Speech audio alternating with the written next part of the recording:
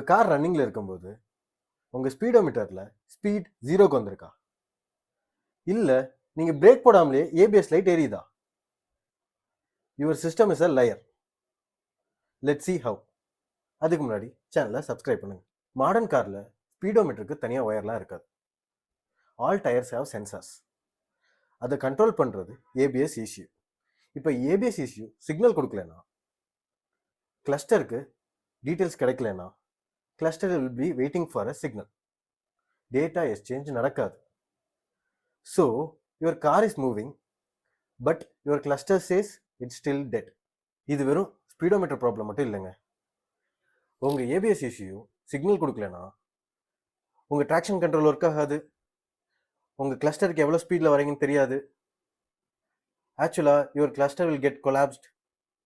இது ஒரு பெரிய டிஜிட்டல் செயின் ரியாக்ஷன் மாதிரி. இப்போ ஏபிஎஸ் ECU இல்லாமல் நீங்கள் பிரேக் பிடிச்சா கார் நிற்கும், ஆனால் ஆன்டிலாக் மெக்கானிசம் ஒர்க் ஆகாது. உங்கள் டயர் லாக் ஆகி ஸ்லிப் ஆக வாய்ப்பு இருக்கு. ஸோ ECU இல்லாமல் கார் ஓடும், பட் பிளைண்டாக ஓடும்.